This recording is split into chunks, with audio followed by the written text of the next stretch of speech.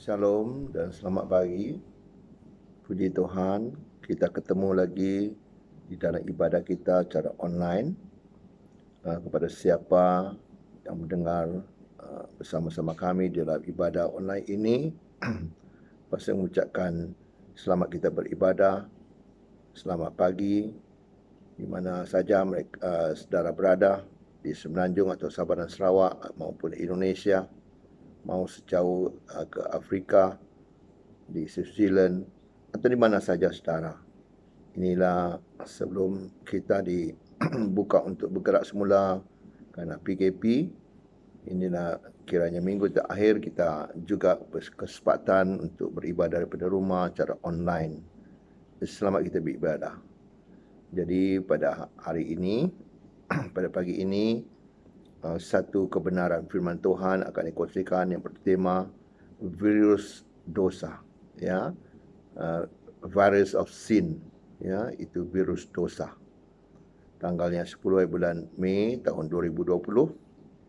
Jadi saudara, kita tahu seluruh dunia pada hari ini sejak pada bulan 12 tahun 2019 bila menularnya penyakit COVID-19 ini, virus ini, maka seluruh dunia sampai hari ini terus-menerus ya saudara dihantui oleh penyakit ini yang telah membunuh ribuan manusia, malah ratusan ribu manusia. Terus-menerus sudah mencapai lebih 1 juta dijangkiti penyakit ini.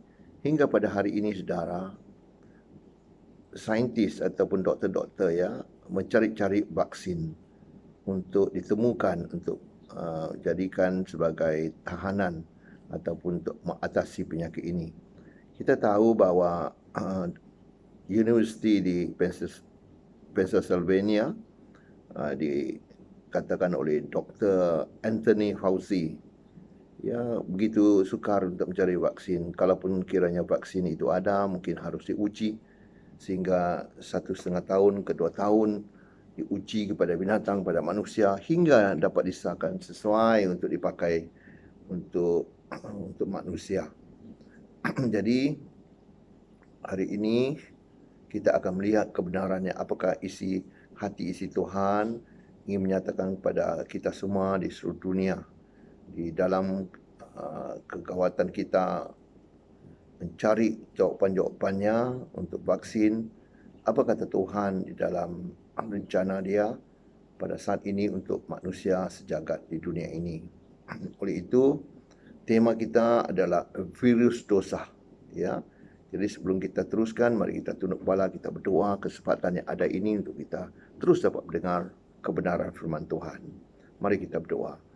Bapa kami yang ada di dalam syurga, yang kami kenal melalui anak-Mu Yesus Kristus, Tuhan dan Juru Selamat kami sangat bersyukur pagi ini ada kesempatan untuk kami terus membuka kebenaran firman-Mu untuk pegangan hidup kami, untuk memimpin di dalam perjalanan hidup kami ini, untuk dapat tahu kebenaran yang Kau pimpin seterusnya di dalam hari ke hari, hinggalah kedatangan-Mu kedua kali untuk membawa kami balik ke syurga. Terima kasih Tuhan, di dalam nama-Mu, ya Tuhan Yesus Kristus, hamba-Mu berdoa dan mengucap syukur ini. Amin. Ya saudara, inilah dia saudara, kalau kita lihat betapanya apabila penyakit ini menyerang manusia, kematian demi kematian yang kita tahu berlaku, dan begitu yang rasanya satu keadaan yang sangat pilu, sangat duka cita, hingga manusia tidak dapat buat apa-apa, hinggakan mereka yang diserang penyakit hingga buat kematian ini tidak dapat ditemani oleh siapa-siapa melainkan doktor-doktor yang menguruskan jenazah mereka untuk dikebumikan. Begitu sepi sekali, begitu yang tidak dapat dihadiri oleh orang-orang terdekat maupun ibu bapa tidak dapat. Dan ini yang saudara, satu penyakit virus yang sangat bahaya. Tapi di dalam firman Tuhan, di kebenaran firman Tuhan ini mengatakan ada satu virus, iaitu virus dosa, yang menjangkiti daripada keturunan demi keturunan, iaitu daripada bapa leluhur kita, iaitu Adam dan Hawa, hingga kekini manusia terus menerus, ya, adalah satu jangkitan dosa, iaitu virus dosa. Jadi mengikut kata Tuhan di dalamnya, kebenaran firman-Nya terletak di dalam Matius 10 ayat 28, kata demikian saudara. Dan janganlah kamu takut kepada mereka yang dapat membunuh tubuh. Jadi kalau kita lihat COVID-19 ini dapat membunuh tubuh kita hingga kita tidak dapat buat apa-apa. Dan di dalam ayat yang sama, tetapi yang tidak berkuasa membunuh jiwa. Takutlah terutama kepada Dia yang berkuasa membinasakan baik jiwa maupun tubuh di dalam neraka. Jadi di dalam Matius 10 ayat 28 ini menerangkan betapa lebih dahsyatnya lagi, iaitu virus dosa ini yang dapat membunuh roh, tubuh dan jiwa kita.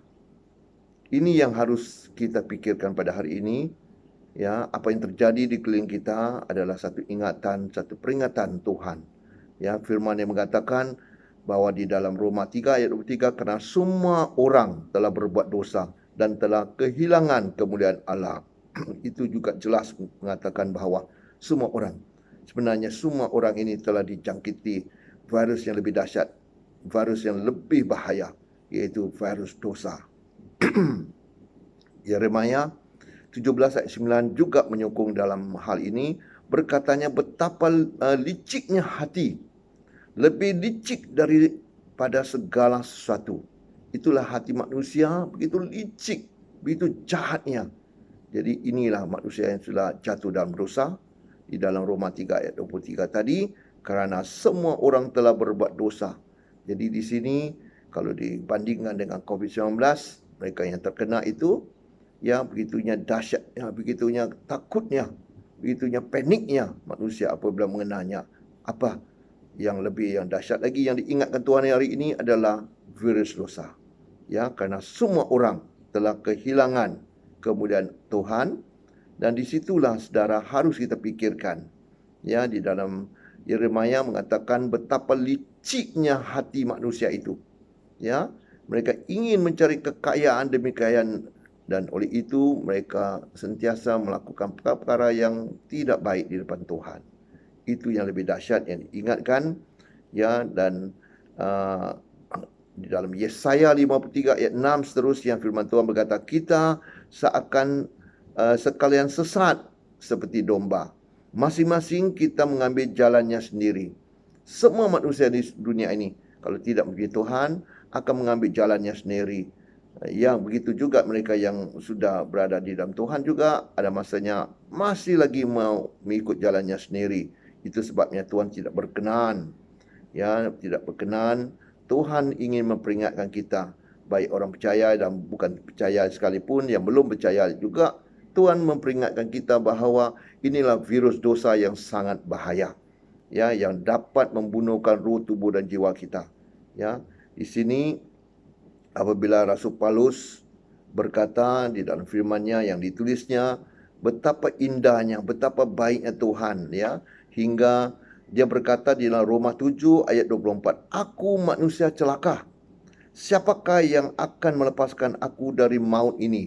Tubuh maut ini, siapa yang dapat lepaskan? Karena daripada keturunan demi keturunan, manusia itu akan dapat dosa ini. Karena manusia pertama itu Adam telah jatuh dalam dosa, maka ke seluruh keturunan manusia itu akan telah hilang kemuliaan Allah, iaitu jatuh dalam dosa. Di sinilah Rasul Paulus mengatakan, aku manusia celaka. Dia sedar betapanya manusia itu tidak terlepas daripada dosa ini. Siapakah yang akan dapat melepaskan aku dari maut ini? Hingga akhirnya kita tahu dosa itu akan buat maut. Dan siapakah yang dapat melepaskan maut ini, katanya. Sepertinya penyakit COVID-19 ini, ada orang yang telah kena tetapi tiada simptomnya. Ia sebagai pembawa virus. Ini yang juga yang sudah dikenal pasti oleh doktor-doktor, bahawa ada manusia yang kena pada COVID-19 tapi tidak dapat dikesan. Mereka ini dipanggil sebagai pembawa virus yang akan menyebarkan penyakit ini kepada orang lain. Begitu juga saudara, virus dosa. Virus dosa ini menyebarkan kepada orang lain juga. Itulah di satu sudut cara kerohaniannya kita akan lihat. Yang lebih dahsyat ini adalah virus dosa. Ya, kalau kita lihat ya betapanya di depan mata kita secara fizikal bahawa virus COVID-19 ini yang membawa jangkitan pada manusia ke manusia hingga membawa kematian yang akan begitu pilu dan mendukacitakan seluruh keluarga atau orang peribadi itu sendiri yang tersayang itu akan merasakan betapa kehilangannya. Apatah lagi di sini yang lebih mendalamnya Tuhan memperingat kita adalah virus dosa. Ya, kalau kita lihat ya virus dosa ini sepertinya tidak dapat kelihatan, tapi ada orang yang membawanya, menyebarkannya. Ya, mereka yang sedar bahawa ia telah dijangkiti COVID-19, kalau yang caranya penyakit menular ini, cuba sedaya upaya untuk menyelamatkan diri. Ya, mereka ya akan cuba sedaya upaya gunakan ventilator, mereka akan usahakan cara tradisional, apa saja mereka akan usahakan. Tapi kita tahu dari segi perubatan moden tiada vaksinnya lagi. Sampai sekarang tidak ada vaksinnya. Dikatakan kalau ada pun mengambil masa 1 hingga 1,5 tahun mau diuji baru dapat digunakan. Ya, dalam percubaan mereka akan cuba. Kalaupun telah ditemui, ya, berapanya susah mereka menantikan. Belum pasti dapat menentukan itu memberikan keadaan yang baik bagi manusia. Apabila kita lihat saudara, virus dosa pula yang telah membunuhkan tubuh yang boleh membunuhkan roh, tubuh dan jiwa manusia ini ya adalah lebih dahsyat daripada virus COVID-19. Ya, apakah saudara bila kita lihat tentang virus dosa ini, jawapannya ya yang ditulis oleh Rasul Paulus mengatakan bahawa Yesuslah jawapannya. Yesuslah vaksinnya. Kalau kita lihat cara perubatan dari segi COVID-19, mereka mencari vaksin. Tapi bagi virus dosa, ya vaksinnya ialah Yesus. Ya, kerana ditulisnya dengan jelas di dalam Roma 7 ayat 25. Ya, kita lihat di dalam Roma 7 ayat 25, dikatakan oleh Rasul Paulus, syukur kepada Allah oleh Yesus Kristus Tuhan kita. Dialah jawapannya bagi vaksin kita. Dialah yang dapat mengatasi segala virus dosa ini. Ya, dia dapat menyelamat kita dari virus dosa ini. Ia adalah vaksin bagi dosa-dosa kita.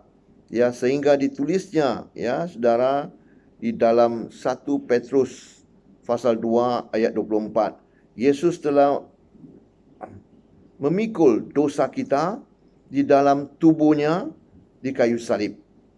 Ya, itulah Yesus ya telah memikul segala dosa kita di kayu salib. Itulah Yesus telah menjadi vaksin bagi dosa-dosa kita, saudara.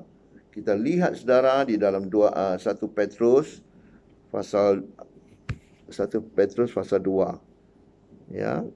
1 Petrus pasal 2 ayat yang ke-24 kita lihat dan kita baca bersama-sama.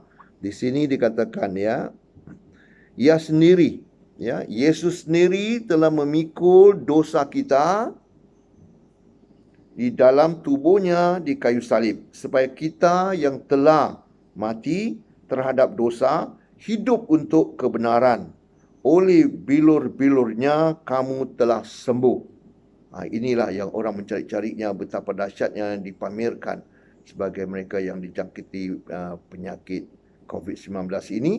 Bagi kita juga yang tidak sedar bahawa kita juga terkena virus dosa ini, ya, ada jawapannya, iaitu Yesus yang telah memikul ya segala dosa kita dalam tubuhnya di kayu salib.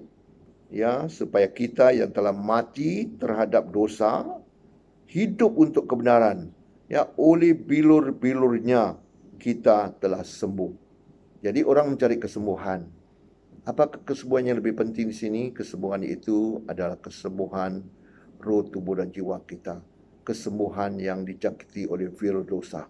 Itu yang sebenar-benarnya. Pada hari ini Tuhan sedang berbicara dan setiap kita yang mendengar ya khotbah ini, pastor berharap supaya saudara pertimbangkan betapanya yang lebih besar menunggu kita adalah kematian untuk terpisah selama-lamanya, iaitu antara syurga dengan neraka. Jadi yang dapat membinasakan kita iaitu dosa atau virus dosa ini hingga kita terpisah kepada Allah Bapa hingga dimasukkan atau dikumpulkan di dalam neraka itu. Kita tidak mahu. Malah kita akan memilih syurga sebagai tempat kediaman kita yang kekal itu. Jadi saudara, di dalam ayat 25 juga di sini dikatakan 1 Petrus pasal 2 ayat 25. Sebab dahulu kamu sesat seperti domba, tetapi sekarang kamu telah kembali kepada gembala dan pemeliharaan jiwamu. Jadi oleh itu kembalilah kepada Tuhan sepenuhnya saudara untuk kita menikmati segala kebaikannya. Terusnya saudara, kita akan ya begitunya Tuhan begitu baik saudara, terus menerus. Ya, Tuhan ini sanggup mati bagi kita. Jadi kematian Yesus yang sangat nyeri ya. Kalau kita lihat kematian Yesus yang lebih dahsyat dari COVID-19. COVID-19 ini pun sudah sangat dahsyat bagi kita. Sangat mengerikan. Tapi kita lihat semula kematian Yesus yang di kayu salib itu, sebelum dibawa ke kayu salib, dia dipukul, seluruh badannya dihancurkan, seluruh darahnya kalau boleh diperasnya hingga ketitisan yang terakhir. Ya, segala penyakit sekarang dan yang akan datang telah ditanggungnya di kayu salib. Itulah Yesus, penyelesaian segala masalah manusia pada hari ini. Jadi manusia hari ini disedarkan dengan penyakit COVID-19 ini, tapi betapakah manusia sedar tentang kematian Yesus untuk menyelesaikan segala permasalahannya. Bukan sekala lagi penyakit, segala ikatan-ikatan roh-roh jahat, segala dosa-dosa yang terbelenggu sebegitu lama. Itulah Yesus dapat mematahkan segala kuasa-kuasa roh-roh jahat ini. Roh penyakit, roh yang buat penyakit pada manusia hingga manusia itu mati tanpa ada apa-apa. Jadi Yesuslah yang telah melakukan 2000 tahun yang lalu di kayu salib, ya. Manusia menderita yang paling akhirnya ialah mati. Ya. Tubuh dia akan binasa. Itulah manusia. Firman Tuhan di dalam 1 Korintus 15 ayat 55, dia berkata, "Hai maut, di manakah kemenanganmu? Hai maut, di manakah sengatmu?" Jadi dipertanyakan sengat. Ya, kalau kita dengar perkataan sengat ini, contohnya ya, penyengat ataupun tabuan. Betapa bisa boleh membuat maut pada manusia apabila disengatnya. Itulah, kalau saudara pernah disengat lebah, apatah lagi kalau tabuan, ya tabuan yang ada warnanya oranye dan juga hitam itu, kalau dikatakan 10 ekor boleh buat maut. Betapa bisa, berapa sakit. Jadi di sini diibaratkan dosa atau sengat itu adalah dosa yang boleh buat maut. Jadi firman Tuhan di dalam 1 Korintus 15 ayat 55 berkata, "Hai maut, di manakah kemenanganmu?" Soalannya, karena Yesus telah mengalahkan maut. Ya, "Hai maut, di manakah sengatmu?" Jadi sengat ini adalah dosa. Jadi dosa ini dapat dipatahkan oleh Yesus Kristus. Ya, dosa yang dibawa, yang direncanakan oleh si iblis, telah dipatahkan oleh Yesus untuk manusia. Ya, kita tahu bahawa Good Friday, saudara, itu Jumat Agung, tidak baik untuk Yesus, tetapi ia sangat baik untuk saudara dan saya. Ya, kita terusnya kita lihat ya, yang selalu dipanggil sebagai Good Friday. Ya, Good Friday not good for Jesus, but it's so good for you and me. Ya, neraka ialah perpisahan mutlak di antara kau dengan Tuhan selama-lamanya. Ya, inilah cerita tentang kasih karunia Tuhan, betapa Yesus mengasihi kita, ya, hingga dapat menebus kita supaya beroleh hidup yang kekal bersama-sama dengan Tuhan selama-lamanya. Yesus berpisah dengan bapaknya, betapa pilunya yang dipotretkan ya di atas kayu salib. Hingga Yesus berkata, ya, terus Yesus berkatakan, "Allahku, Allahku, mengapa engkau tinggalkan aku?" Ya, itulah Yesus hingga begitu pilunya apabila terpisahnya sementara ya di atas kayu salib itu kerana menanggung dosa-dosa kita. Jadi saudara, kalau saudara yang sudah tahu bahawa kita ini keturunan Adam dan Hawa, bahawa dosa itu terus-menerus turun kepada keturunan kita, apabila kita tidak dapat penebusan daripada Yesus yang telah mencurahkan darahnya, maka kita akan terpisah selama-lamanya. Apabila kita mati, iaitu kita akan masuk di dalam dunia orang mati, kita akan terpisah selama-lamanya di antara syurga dengan neraka. Jadi orang yang tidak ada Yesus akan pergi ke neraka, dikumpulkan bersama-sama dengan iblis yang telah membuat dosa dari sejak mula. Ya, apabila dia melawan Tuhan, ingin menduduki takhta Tuhan, dia diusir keluar daripada syurga. Maka inilah rencana dia yang jahat kepada manusia hingga ingin mengheret semua manusia bersama dia ke neraka. Jadi Yesus sudah mengalahkan segala kuasanya, segala kunci ya kerajaan maut itu sudah diambil Yesus semasa kematian Yesus 3 hari 3 malam itu. Dia pergi tempat yang paling bawah untuk mengambil kunci kerajaan maut. Jadi kerajaan maut juga adalah di atas kuasa Yesus Kristus. Jadi dia yang menguasai segalanya. Dan oleh itu betapa besarnya perkorbanan Yesus ini mati di kayu salib untuk menyelamatkan manusia daripada virus dosa yang telah turun-menurun hingga sekarang. Ya, itu yang saudara. Tetapi apabila Yesus mati itu, Yesus tidak selama-lamanya di dalam kubur. Ia telah bangkit seperti yang ditulisnya di dalam 1 Korintus 15 ayat 4, bahawa ia telah dikuburkan dan bahawa ia telah dibangkitkan pada hari yang ketiga sesuai dengan kitab suci. Kitab suci yang kita pegang ini adalah satu kebenaran firman Tuhan. Banyak bukti-bukti saudara yang dapatnya menunjukkan bahawa Yesus itu telah bangkit daripada kematian. Ya, begitu juga kita lihat minggu lalu apabila pastor memberitahu tentang begitu Yesusnya kubur dijaga. Ya, begitunya di dalam Matius 27 ayat 62. Kita tahu bahawa kubur Yesus itu dijaga begitu rapi oleh tentera Romawi. Ya, di dalam Matius kita lihat semula Matius 27 saudara. Mula daripada ayat 62 hingga akhir ya, kita lihat kubur Yesus dijaga begitu rapi. Mari kita lihat sama ayat 62. Keesokan harinya, iaitu sesudah hari persiapan, datanglah imam-imam kepala dan orang-orang Farisi bersama-sama menghadap Pilatus. Dan mereka berkata, "Tuan, kami ingat bahawa si penyesat itu sewaktu hidupnya berkata, 'Sesudah 3 hari aku akan bangkit.'" Ini jelas saudara. Yang pertama, di dalam apa yang terjadi di dalam lakonan atau pelakon-pelakon ini, terdapatnya imam-imam kepala dan orang Farisi. Sebenarnya imam-imam kepala dan orang Farisi ini tahu bahawa Yesus akan bangkit. Mereka tahu. Itu sebabnya mereka takut bahawa bila Yesus bangkit, betapa besarnya kuasanya dan orang terus akan mempercayai Yesus, orang akan ikuti Yesus, tidak mengikut dia lagi. Ya, mereka pentingkan jabatan mereka masing-masing. Itu sebagai imam-imam kepala. Orang-orang Farisi seolah-olah mereka tahu segalanya hukum Taurat, mereka yang dapat mengawal manusia. Jadi mereka mau kedudukan itu, otoriti itu untuk mengawal manusia.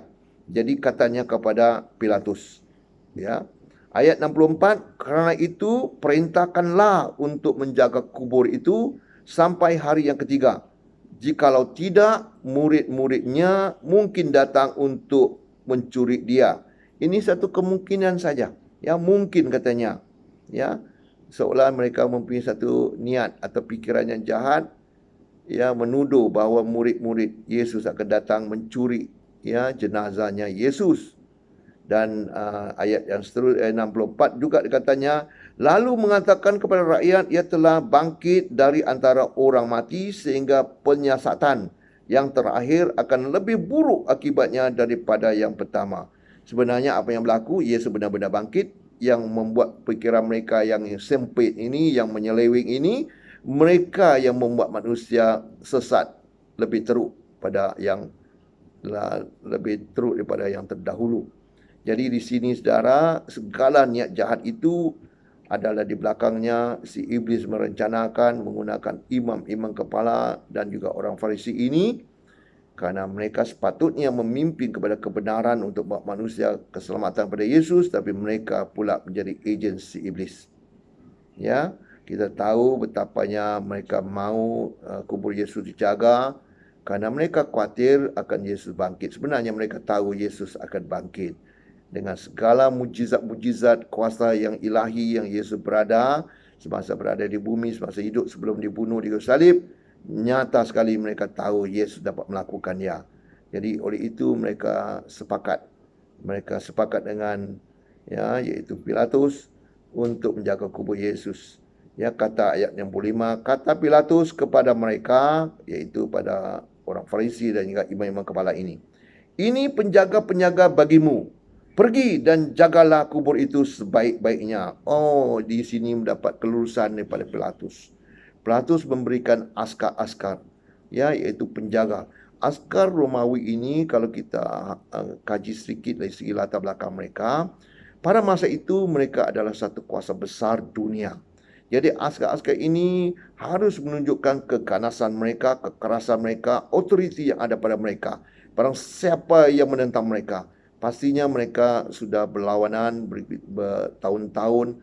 Mereka ini adalah orang yang gagah perkasa. Jadi diberikan askar ini menjaga, tidak sebarangan orang dapat masuk, dapat menentang kuasa mereka. Jadi kita tahu di dalam ayat seterusnya, iaitu ayat 66, ya. 66 dikatakan, maka pergilah mereka dan dengan bantuan penjaga-penjaga itu mereka memeteraikan kubur itu dan menjaganya. Ya, banyak perkara di sini saudara. Kita tahu, ya, dimeteraikan. Jadi saudara, kita tahu semasa kubur Yesus ini, yang pertamanya imam-imam kepala dan orang Farisi yang terlibat di dalam untuk menjaga kubur Yesus tidak diceroboi. Yang keduanya, mereka bersama dengan kuasa yang ada pada masa itu, Pilatus, ya, mengarahkan bahawa askar-askar yang menjaganya. Dan juga di dalam firman Tuhan mengatakan bahawa kubur Yesus ini juga ditutupnya, iaitu pintunya, iaitu selebar 4 ke 5 kaki, lebarnya ditutupnya dengan satu batu yang besar. Ya, itu yang ketiga, satu batu yang besar. Boleh kita lihat di dalam Yohanes 20 ayat 1 itu, di mana Mary Magdalena pagi-pagi awal pagi, ia telah pergi ke kubur itu, yang mengatakan bahawa batu itu, yang melihat batu itu diguling. Jadi saudara, kalau kita lihat pada batu ini, sebenarnya seberatnya, mengikut ahli sejarah mengkajinya, batu ini seberatnya lebih kurang 2 tan. Begitu beratnya, iaitu 2000 kilogram. Begitu berat satu batu yang besar, tak mungkin sebarang orang dapat menolaknya dengan senang. Ya, dan keempatnya iaitu askar, ya, Romawi. Dan juga batu ini dikatakan disil, ya, dimeterai. Dimeterai, ya, dimeteraikan oleh kuasanya kerajaan Romawi. Jadi bila kita lihat ada meterai itu menunjukkan bahawa tidak ada sebarang orang yang dapat cuba menggunakan sesuka hati mereka untuk pergi ke situ atau apalagi membuka kubur itu. Jadi barang siapa yang cuba melakukan hal ini, pastinya akan mendapat hukumannya setimpal dengan tentera Romawi yang begitu berkuasa dengan begitu ganas pada masa itu. Jadi kita tahu bahwa kubur ini dijaga dengan rapi, mendapat satu kepastian ya, supaya tidak diceroboi oleh manusia siapapun. Ya, dan kalau dikatakan murid-muridnya yang mencurinya itu, kita tahu pada masa itu murid-muridnya berada di ruang atas. Mereka begitu takut, mereka sedang sembunyi. Tidak mungkin mereka akan pergi ke kubur itu, apalagi askar menjaga. Pastinya kalau nampak saja kelibatnya muridnya melintas di sana, mereka juga akan ditangkap, maka dihukum mati. Tapi kita tahu firman Tuhan juga mengatakan Maria Magdalena, Mary Magdalene ya, datang dan melihat pada batu itu. Dan batu itu ya, menurut Alkitab, malaikat Tuhan telah menggulingkannya. Jadi itulah saudara, begitu besarnya ya. Ada banyak bukti-bukti ya mengatakan saudara bahwa Yesus telah menunjukkan dirinya selepas kebangkitan. Jadi kalau sekiranya tubuh Yesus yang hilang, pastinya tidak mustahil bagi tentera Romawi itu yang telah mengarahkan askar yang menjaga untuk mencari di mana saja. Kalau tubuh Yesus itu katanya hilang, dicurinya orang, pastinya barang yang dicuri itu dapat dijumpai dengan kuasa yang ada pada mereka. Itu yang pertama kita lihat ya. Tapi yang sebenarnya di dalam Matius 28 ayat 1, kita pergi sebentar di sana. Matius 28 ya, ayat yang pertama, kita lihat apa yang terjadi. Ya, setelah hari Sabat lewat, menjelang menyingsingnya fajar pada hari pertama minggu itu, pergilah Maria Magdalena dan Maria yang lain menengok kubur itu.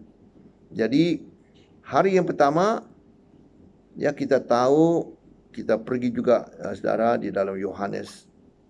Kita tengok penulisan di dalam Yohanes pula. Yohanes mengatakan di dalam Yohanes 20 ya. Yohanes 20 ayat yang pertama juga. Pada hari pertama minggu itu, pagi-pagi benar ya, ketika hari masih gelap. Ya, hari masih gelap, pergilah Maria Magdalena ke kubur itu dan dia melihat bahwa batu telah diambil dari kubur. Batu itu telah digulingkan. Jadi di sini saudara, dikatakan hari masih gelap. Kita tahu bahwa Yesus mati pada hari Jumaat, itu hari yang paling gelap. Kerana kuasa kegelapan sedang berkuasa. Ya, tetapi pada hari Isnin, hari yang cerah. Ya, kebangkitan Yesus itu memberi terang bagi manusia. Ya, hingga Maria Magdalena tidak dapat kenal Yesus. Di taman itu sangkanya tukang kebun. Begitu terang, menyinar. Kematian Yesus itu adalah yang paling gelap. Seluruh dunia ini gelap. Karena kuasa kegelapan berkuasa pada masa itu mengambil nyawa Yesus. Tapi pada hari Isnin merupakan hari yang penuh cerah, terang. Karena itulah kejayaan Yesus mengalahkan kuasa gelap. Hingga kita tahu bahwa dia mengatakan dialah terang dunia. Ya, hingga Maria Magdalena tidak kenal dia.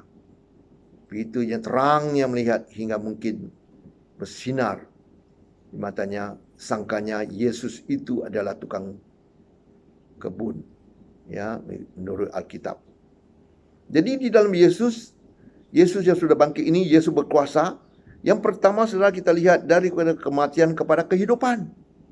Yang keduanya daripada kesedihan kepada satu pengharapan yang besar. Apalagi saudara, yang ketiganya satu kecewaan kepada satu pengharapan. Yang keempat, kedukaan ditukarnya menjadi kegembiraan. Ya, Maria Magdalena atau dalam bahasa Inggeris yang dikata Mary. Mary needed Jesus the most. Ya, dia betul-betul sangat memerlukan Yesus. Seperti yang juga hari ini kita lihat orang yang dijangkiti penyakit COVID-19 sangat-sangat berharap dengan satu vaksin untuk menyembuhkan mereka. Seperti yang kita tahu, Mary Magdalena ini pernah diusirnya 7 roh jahat oleh Yesus. Dia adalah orang yang berdosa, tapi dia sangat-sangat memerlukan Yesus. Tapi persoalan saya hari ini bagaimana dengan saudara? Adakah saudara sungguh-sungguh memerlukan Yesus? Maria Magdalena sungguh-sungguh memerlukan Yesus semasa dia hidup maupun dia sudah mati. Pagi-pagi benar dia pergi ke kubur Yesus. Begitunya dia mengasihi, dia mengharap kepada Yesus, kerana Yesus mengatakan dialah kebangkitan. Dialah memberi hidup yang baru. Jadi adakah Maria Magdalena melihat sungguh-sungguh Yesus ini adalah pengharapan bagi dia? Adakah kematian yang membawa pada kehidupan bagi dia satu pengharapan yang diharapkan? Benar-benar kita tahu bahawa Yesus bangkit daripada kematian. Itulah COVID-19 kalau sekiranya menyerang saudara, ya, kau memerlukan Yesus sepenuhnya, sangat memerlukan Yesus, begitunya mengharapkan Yesus sentiasa ada untuk saudara. Ya, Yesus saudara ada untuk Yesus, untuk saudara di sana. Sepertinya saudara percaya apa yang Yesus telah laku bagi saudara. Ya, percaya kepada Yesus. Percaya dengan iman. Yesus sangat mempedulikan saudara. Sangat mengambil berat pada saudara. Karena dia mengasihi saudara. Sepertinya Maria berteriak, ya, dan dia jatuh di kakinya Yesus, ya. Mary cried out and fall at Jesus' feet. Kita tahu. Yang seterusnya saudara, di dalam Ibrani saudara 13 ayat 5. Ya, kita lihat ya, Ibrani, ya. Ibrani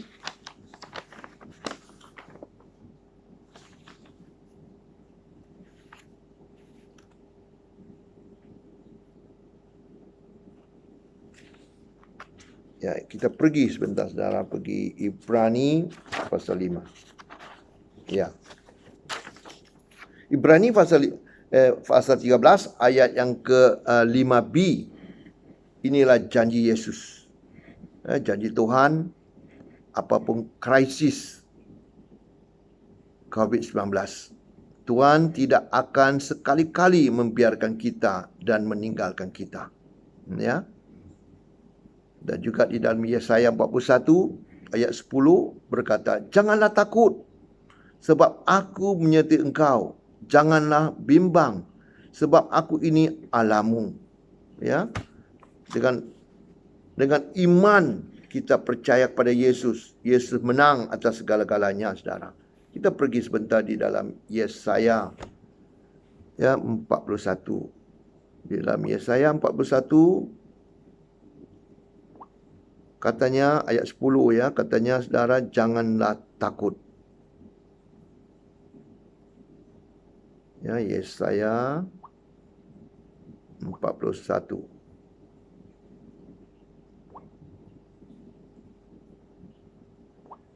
Ayat yang ke-10, saudara. Kita sama-sama lihat firman ini yang kita baca, supaya firman ini akan terus masuk dalam hati kita. Janganlah takut sebab aku menyertai engkau. Janganlah bimbang sebab aku ini Allahmu. Aku akan menegurkan, bahkan akan menolong engkau. Aku akan memegang engkau dengan tangan kananku yang membawa kemenangan. Itulah janji Yesus.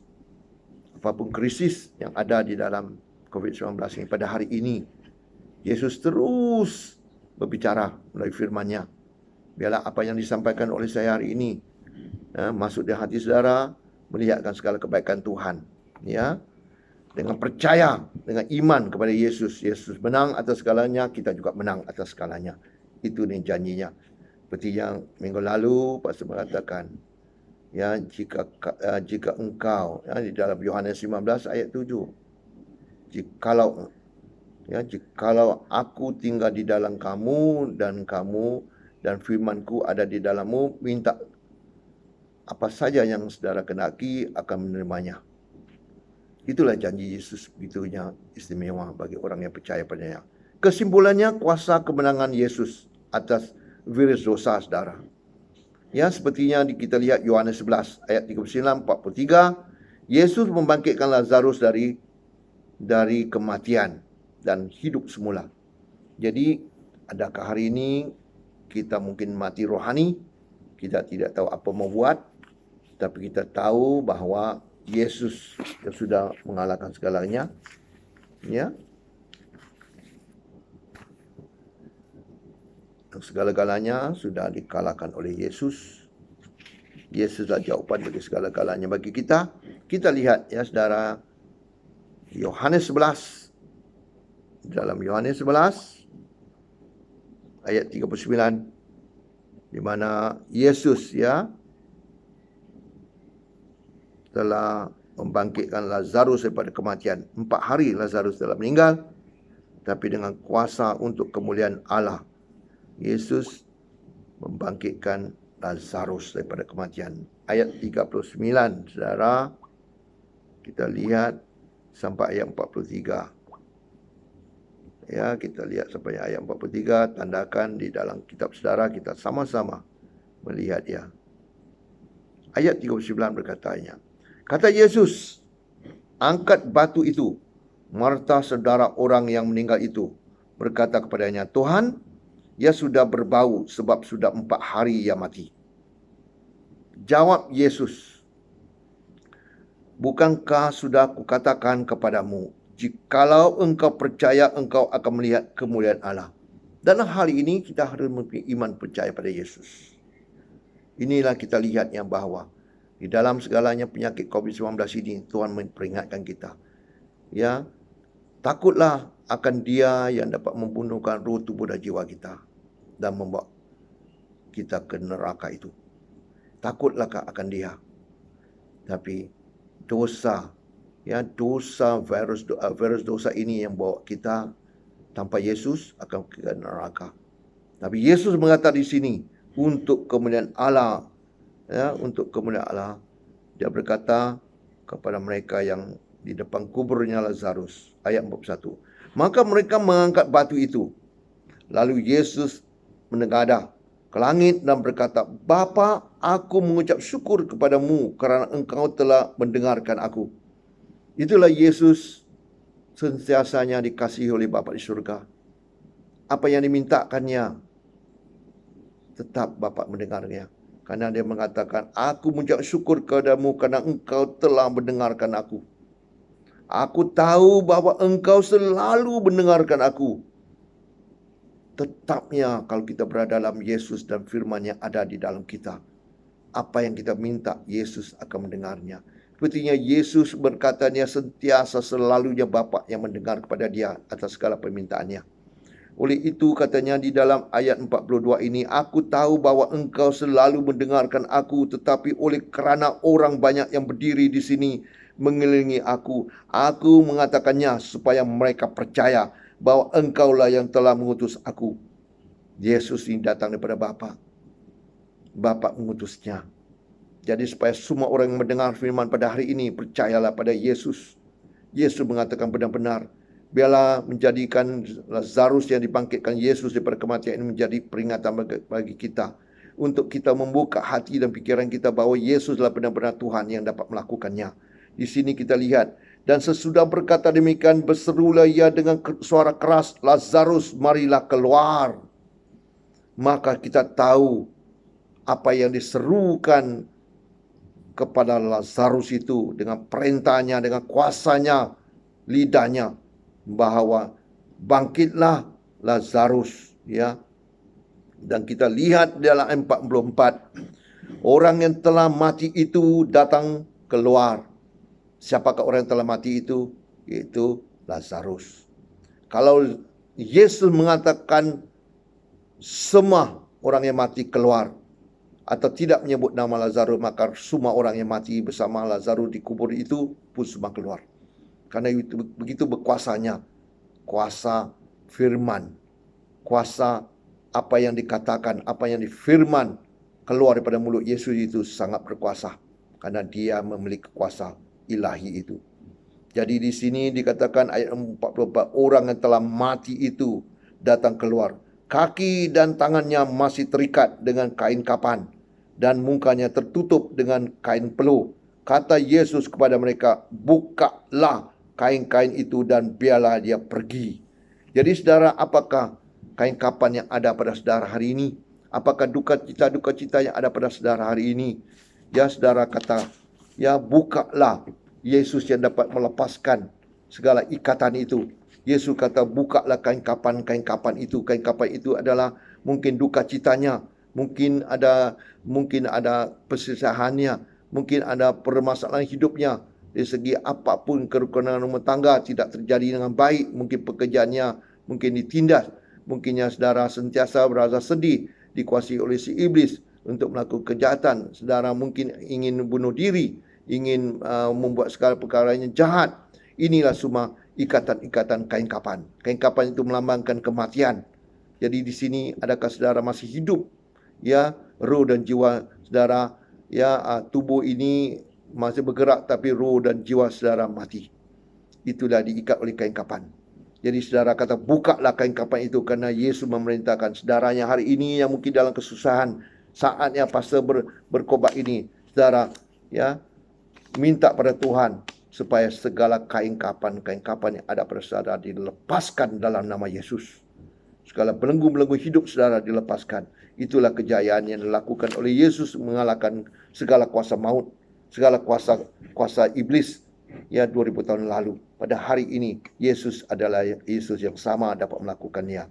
Jadi saudara, duka cita saudara akan ditukar pada sukacita. Ya, dari kematian akan jadi kehidupan. Ya, terlepas dari kuasa maut, Yesuslah jawapan dalam kehidupan kita pada hari ini. Walaupun ada virus COVID-19, karena yang lebih menakutkan ialah virus dosa, di mana dia boleh membunuh bukan saja tubuh kita, malah roh dan jiwa kita dalam neraka.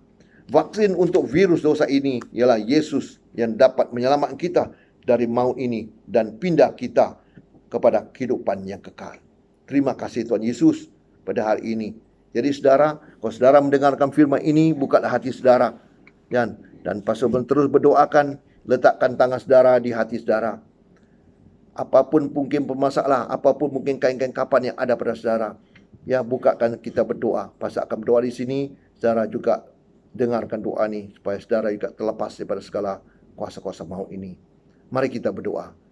Bapa kami yang ada di dalam surga, demi nama Yesus Kristus telah menyatakan segala kuasanya dari dalam firman yang kami telah belajar pada hari ini.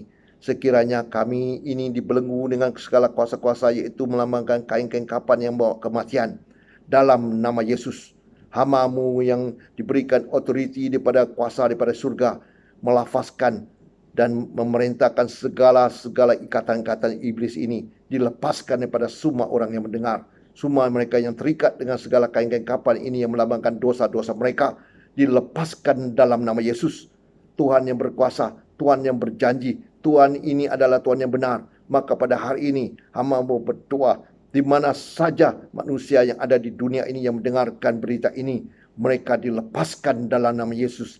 Hanya mereka harus percaya pada Yesus Kristus sebagai yang berkuasa atas segala-galanya. Yesus yang sudah mengalahkan segala kuasa maut dan berkata, di manakah sengatnya maut, di manakah sengatnya bisa-bisanya dosa, semua yang dapat dipatah dalam nama Yesus. Yesus yang telah mati di kayu salib telah menangguhkan segala dosa-dosa kita. Segalanya kuasa maut itu dipatahkan 2000 tahun yang lalu di atas kayu salib. Dan maka Yesus yang memegang kerajaan surga dan juga kerajaan maut, kunci kerajaan maut ada di tangan Yesus.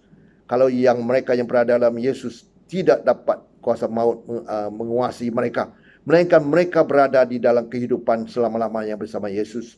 Walaupun tubuh ini akan pergi, tubuh ini akan mati, akan dikuburkan, tapi akan bangkit semula janji Yesus bersama Yesus, hidup bersama Yesus Di dalam 1 Tesalonika pasal 4 ayat 13 hingga 18 menyatakan dengan jelas, apabila sangkakala yang terakhir berbunyi, maka kita yang telah mati dalam Yesus akan dibangkit dahulu, dan kita yang masih hidup akan dengan sekejap mata ditukarkan tubuh kemuliaan kita, akan bersama Yesus, menyunsung Yesus di awan permai di udara di atas langit itu, dan akan hidup bersama Yesus buat selama-lamanya. Terpujilah nama Yesus.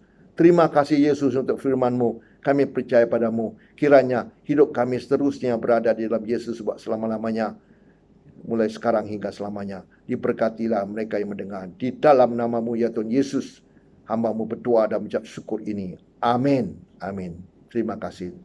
Tuhan berkati. Hingga kita jumpa di lain kali. Tuhan memberkati saudara semua, di mana saja saudara berada. Ya, damai sejahtera Tuhan Yesus dan kasih Bapa di surga dan penyertaan Roh Kudus menyertai saudara buat selama-lamanya. Amin.